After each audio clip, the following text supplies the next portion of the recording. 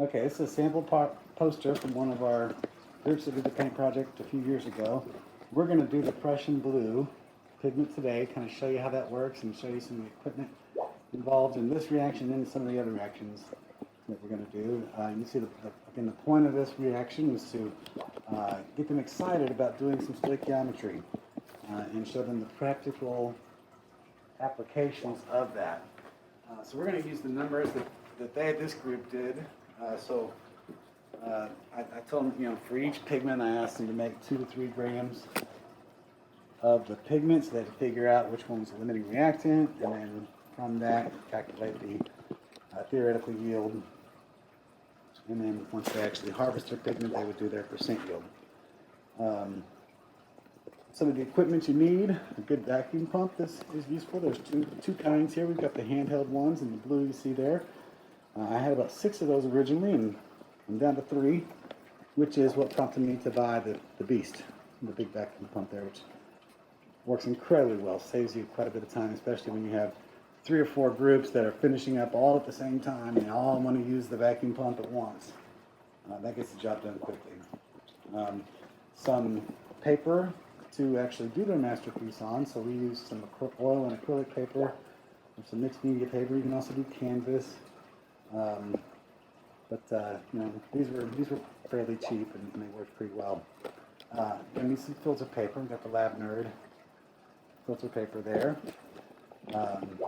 Some of the reactions might require a little bit of grinding, like the mortar and pestle. Some might require some heating. So you might need some ceramic dishes for that. I would not advise heating anything in glassware unless it's glass that is designed to be heated at high temperatures. Let me show you real quick. I think most of the schools will probably have some gas lines in their classroom and Bunsen burners, and those are great. But these butane torches are particularly awesome. They can get a little bit hotter than your Bunsen burners can. So that's another useful tool to have available.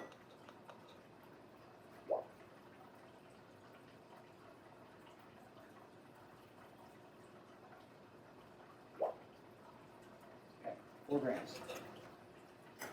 Okay. Set that aside. New beaker. We don't bother in this particular lab to have them put labels on the beakers they're using. They only let them do 1 reaction at a time. And so, but that may be something you might have your students do, just to, in general, I guess that could be considered a good safety practice to do. But for this demonstration in particular, I'm not too concerned about it. You see the mass that we needed here for the iron chloride. So we needed 3.03 grams. Iron chloride. This one is a bit more clumpy, so it's not quite as easy to measure it out precisely. Do our best here. Okay. So we've got our substances measured out. We're just going to add some water to get them to dissolve. It really doesn't matter how much water you add in these reactions. We just need to get it to dissolve. You can see how well this dissolves with just a glass rod. Some of these you may need to use the stir bar to sit and let it dissolve, maybe even heat it up just a little bit.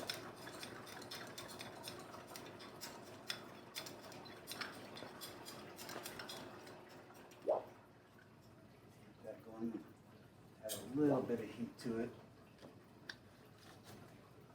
Okay, and then I'm going to use the other side of my stir rod to try and get the iron chloride to dissolve.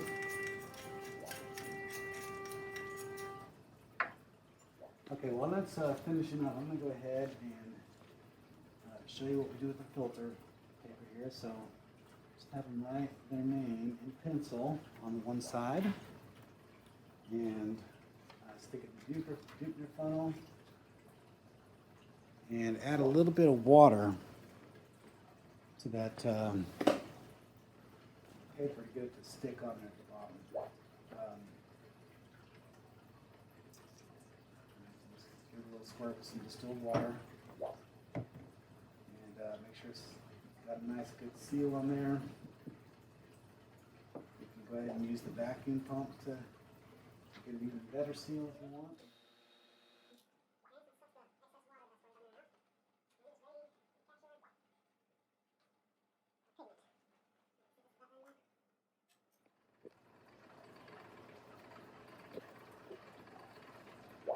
But you can see the color, it's coming out as kind of a clear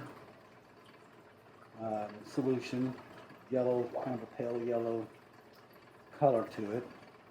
The solid should completely dissolve. You know, make sure your kids are aware of things like that. You don't want them rushing through and leaving some undissolved solid in there. That's going to obviously contribute to a poor percent yield. Okay, there we go. That's completely dissolved. All right, so I'm just going to pour this, sort of decant it into the iron chloride. You can see we got a yellow, clear yellow solution and kind of a cloudy reddish orange solution. And when we mix the two, look at that beautiful bluish black precipitate. Oh. Okay, and we'll just kind of stir that up to get more reaction to occur. And you can already see it's precipitating out quite a bit. Look how much that produces. I mean, obviously there's a lot of water in there. We're just going to stir that up, make sure that reacts completely. Drop the stir bar on the ground. Okay, and then comes the filtration part. So we're going to pour a little bit of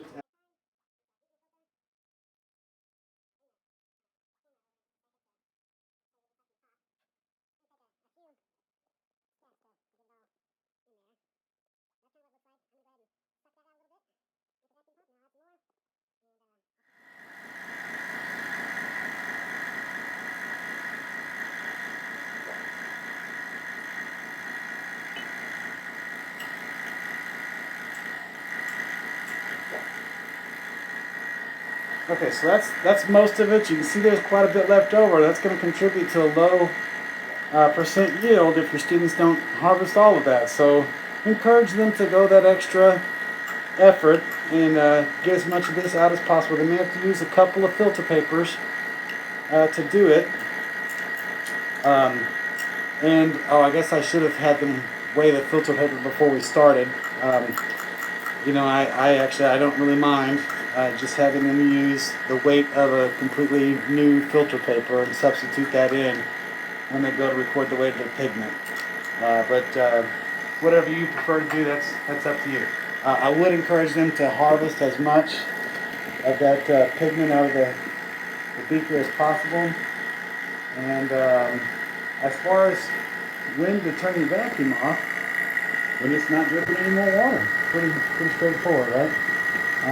You'll see the pigment will dry out quite a bit. Let me just give you a look over top and kind of see how much it is. So it's quite a bit of moisture in there still. So we're going to let that go a little bit further. And that's good enough for now. Alright, we'll do another video in a little bit with the cobalt blue. It's a completely different kind of reaction.